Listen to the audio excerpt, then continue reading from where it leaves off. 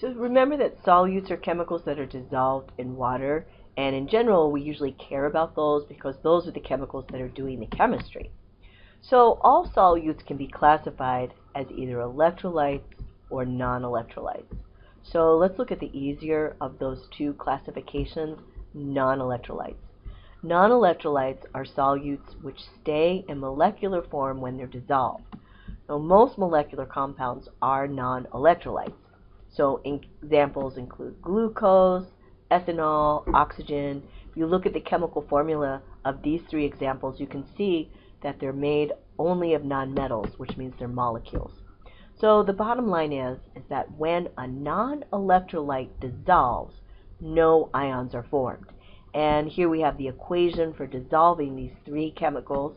Glucose originally is in the solid state at room temperature, ethanol is a liquid, and oxygen is a gas. And when they dissolve in water, what happens is each molecule of the compound becomes completely surrounded by water molecules. So it goes from being a pure substance to a mixture. So each molecule becomes completely surrounded by water molecules when it's dissolved. Now, electrolytes, on the other hand, do form ions when they dissolve. And there are two types of electrolytes, strong electrolytes and weak electrolytes. Strong electrolytes form ions immediately upon dissolving.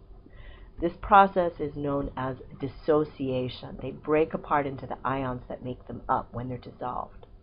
There are three types of strong electrolytes: ionic compounds that dissolve in water, strong acids, and strong bases. So let's start off with ionic compounds because of the three classifications, that's the one we're most familiar with so far.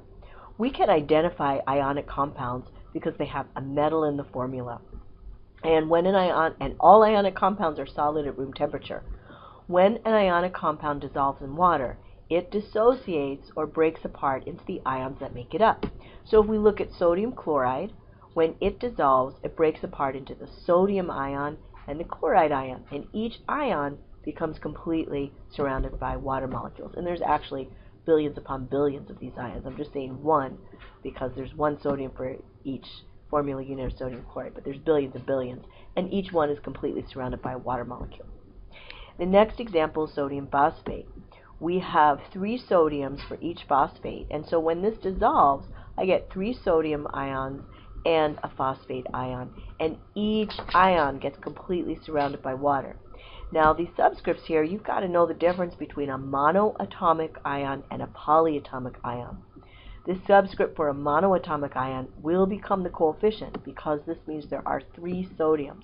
So when it dissolves, we'll get 3 sodiums for each formula unit of sodium phosphate. This 4 here in the phosphate does not become a coefficient because that 4 is part of the phosphate formula. So there's 1 phosphate. Phosphate remains phosphate, 1 phosphorus and 4 oxygen with an overall charge of -3. So if you've forgotten your polyatomic ions, go back and look at them and remind yourself. Our last example here, calcium chloride, is made only of monoatomic ions, calcium and chloride. So for each calcium chloride that dissolves, I get 1 calcium and 2 chloride ions. Now notice that for each mole of sodium chloride, when it dissolves, I get 2 moles of ions. Each mole of sodium phosphate, when it dissolves, I get 4 moles of ions. And each mole of calcium chloride, I get 3 moles of ions. You always get at least 2 moles of ions for each mole of ionic compound that you dissolve. So the next classification of strong electrolytes are strong acids. There are only a handful of strong acids. And here they are listed here. You basically just have to memorize them or have them written down.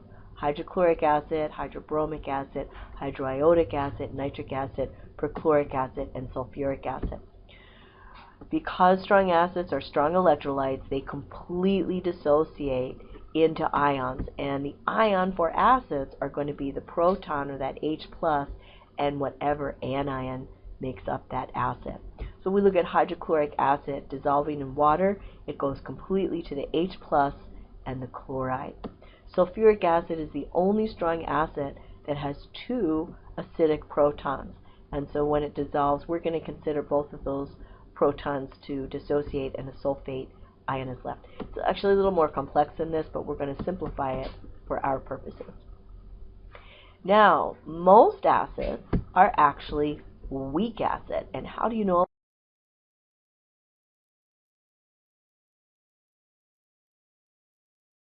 Okay, I apologize for that. I'm not sure when that sound stopped, but if it's not a strong acid, then it's a weak. And weak acids only partially dissociate or ionize. So weak acids are weak electrolytes. Only a small amount of ions are formed when they dissolve.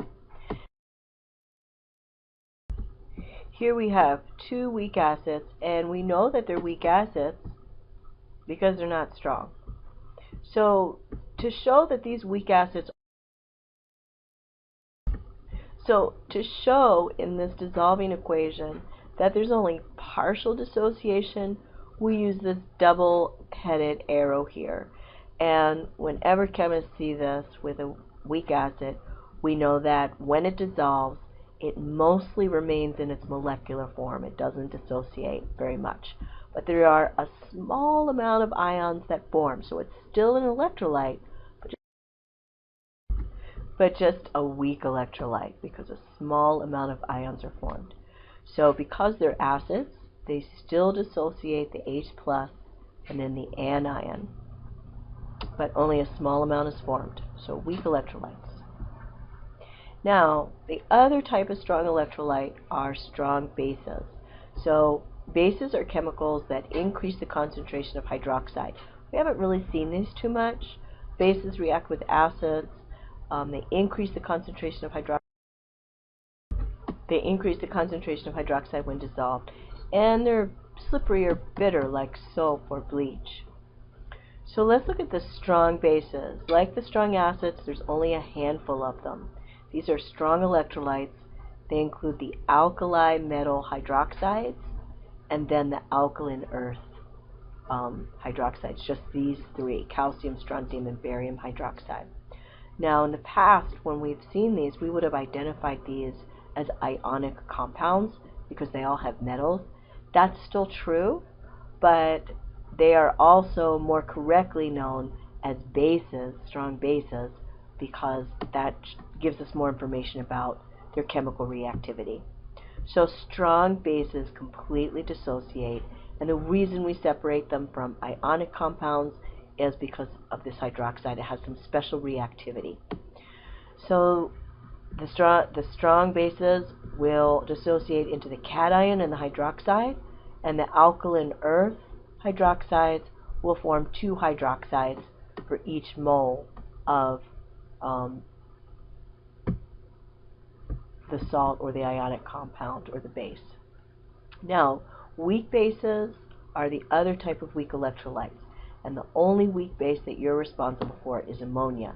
This chemical equation shows you how ammonia forms ions when it's dissolved, and again we see that double-headed arrow which indicates there's only a small amount of ions forming. So let's just summarize what we've talked about so far. Non-electrolytes do not form ions when they dissolve. Strong electrolytes dissolve directly into ions. Strong electrolytes are soluble ionic compounds, strong acids, strong bases, and they completely dissociate, which means break apart into the ions. Weak electrolytes form a small amount of ions when they're dissolved, and the only weak electrolytes we need to know about are weak acids and weak bases. So weak acids are any acids that are not strong, and the only weak base you need to be familiar with is ammonia.